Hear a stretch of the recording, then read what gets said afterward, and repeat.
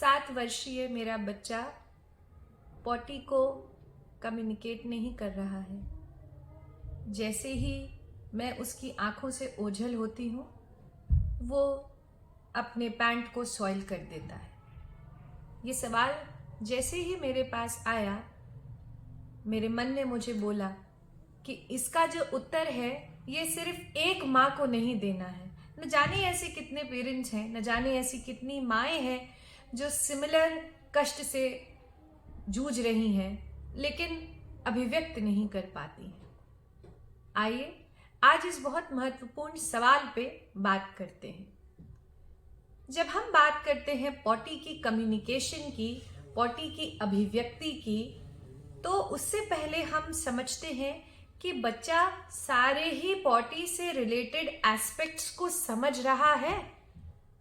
Potty से संबंधित aspects का मतलब हो गया पॉटी का स्केड्यूल, पॉटी बनना, पॉटी का फील होना, किस जगह पे वॉइड ऑफ करना है उस जगह का ज्ञान होना, और उससे संबंधित जो एक्टिविटी ऑफ डेली लिविंग के इंडिपेंडेंट कार्य है उसमें स्वावलंबी होना। जब ये सारी चीजों की चेकलिस्ट क्लियर होगी, तब जाके हम पॉटी कम्युनिकेशन की बात करेंगे। थोड़ा विस्तार से यदि इस पे बात करें, तो यदि हमारा बच्चा पॉटी को कम्युनिकेट नहीं कर रहा, तो सबसे पहले हमें पीछे से काम करने की शुरुआत करनी है, जिसको ऑक्यूपेशनल थेरेपिस्ट की भाषा में बैकवर्ड चेनिंग बोलते हैं।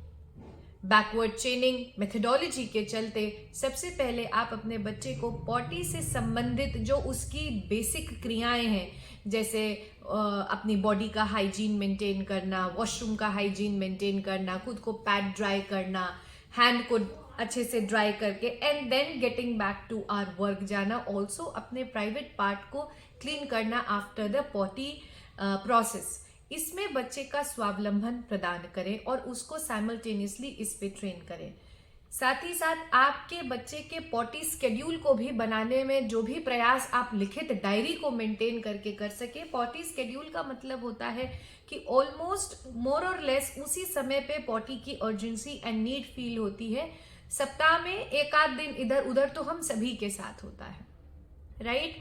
पॉटी स्केड्यूल एस्टैब्लिश करने में पहले तो आपको अपने बच्चे का बेसिक दिनचर्या को ऑर्गेनाइज करना होगा, और यदि ये करने में आपको समस्या होती है तो आप अपने ऑक्यूपेशनल थेरेपिस्ट से पॉटी की समस्या को नहीं, बच्चे के स्केड्यूल की समस्या को पहले डिस्कस करें।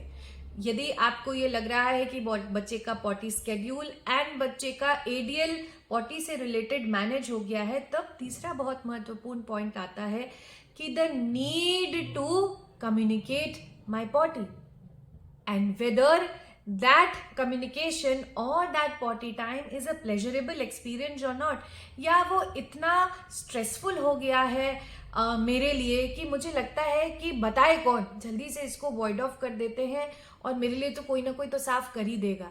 यदि आपके बच्चे के बावल एंड ब्लैडर एक्सीडेंट्स हो रहे हैं और बच्चा 7 वर्षीय हो गया है, तो आपको एक मेथडोलॉजी आज ही से फॉलो करनी है कि उसके क्लीन अप में भी बच्चे को पार्टिसिपेट कराना है। आपने स्वयं उसके हिस्से का सारा काम नहीं कर देना है।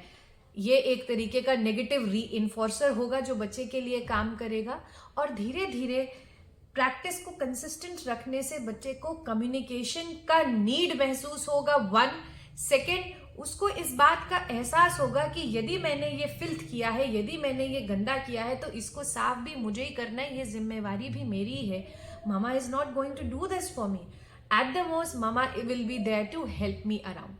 बच्चे की पॉटी स्केड्यूल की बात करी, बच्चे के एडीएल रिलेटेड स्वावलंबन की बात करी, बच्चे के नीड टू कम्युनिकेट की बात करी, और अब हम बात करने वाले हैं कि बच्चे का जो बावल मूवमेंट है वो बच्चे को फील होता है कि नहीं, और बच्चा उस जो इंडियन स्क्वाट पोजीशन है उस स्क्वाट पोजीशन में खुद को सस्टेन कर पाता है कि नहीं।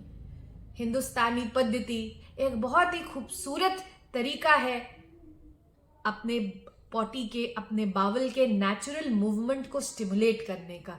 तो a lot of squat practice in your daily schedule is going to greatly help the child in organizing and establishing and success at potty training. Also, ये डायपर वाले मेनेस को तो हम सब भूल ही गए बोलना। डायपर का इस्तेमाल जितनी जल्दी पूर्ण रूप से बंद घर अथवा बाहर होगा, उतना ज्यादा आसान पॉटी ट्रेनिंग का प्रोग्राम हम सब के लिए हो जाएगा।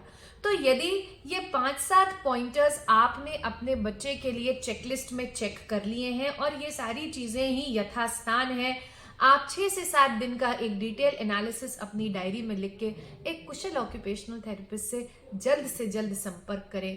आपका कुशल ऑक्यूपेशनल थेरेपिस्ट आपके बच्चे की ए सेंसरी डाइट बनाएगा, बी एक थॉटफुली प्रोग्राम गोल शीट के अनुसार उसका ऑक्यूपेशनल थेरेपी गोल शीट बनाएगा। आपके गोल शीट और आपकी सेंसरी डाइट के पालन के साथ साथ यह समस्या का समाधान होते आपको दिखने लगेगा। But my dear friend, always remember, staying consistent, staying focused and targeting that exact goal is of utmost and primordial importance, sending across immense strength to every parent who is trying to fight hard every morning. Vasudevaya Kutumbakam.